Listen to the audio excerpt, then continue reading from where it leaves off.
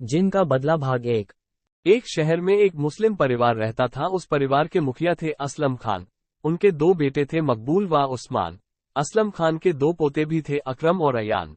असलम को कभी कभी अपने खेत का काम देखने गांव जाना पड़ता था। अयान विदेश में रहकर डॉक्टर की पढ़ाई पढ़ रहा था। एक दिन अचानक असलम के छोटे पोते अकरम की तबीयत अचानक खराब हो गई। कई वैद्य हकीमों को दिखाया, उसकी तबीयत में जरा भी सुधार नजर न आता था। दिन पर दिन उसकी हालत बुरी होती जा रही थी। वह रातों में डर से चिल्लाता कि उसे कोई दिख रहा।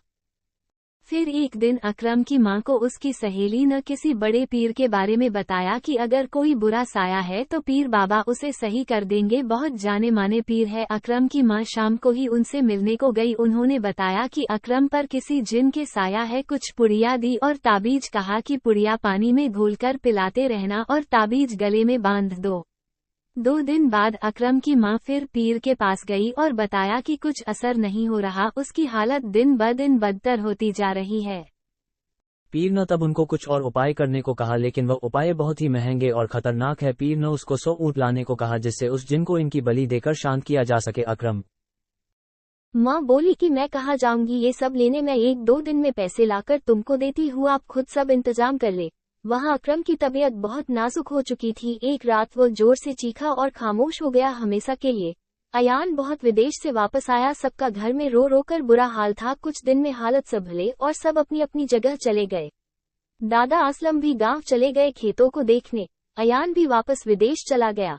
जिंदगी फिर पटरी पर आ चुकी थी कि सर्दी के मौसम था। तभी असलम ने शहर से अपने बड़े बेटे मकबूल को अपने पास गाँव बुलाया। वो समय को निकला जिससे देर रात पहुंच जाएगा, रात भर आराम करके फिर कुछ खेतों के काम देख लेगा। वो खुद की गाड़ी चलाकर जा ही रहा था कि उसे रास्ते में कोई खड़ा दिखाई दिया। वो उतरा और उसके पास जाके बोला, भाई रास्ते से हटो। जैसे ही उस आदमी ने चेहरा मकबूल की तरफ किया, उसकी धड़कन डर के मारे बंद हो गई। सुबह जब एक दूध वाला निकला तब उसने सड़क पर लाश देखी तो तुरंत पुलिस को फोन करके बुलाया। डॉक्टरों ने बताया कि इनको हार्ट अटैक आया है। फिर एक बार असलम दादा के परिवार में मातम के माहौल छा गया। अयान भी वापस आ गया। अपने पिता की मौत से वह बहुत टूट चुका था। असलम दादा को जवान पोते और जवान बेटे की मौत न तोड़कर रख दिया था। हमेशा दुखी रहने लगे थे, घर से रौनकें चली सी गई थी। आगे की कहानी अगले भाग में।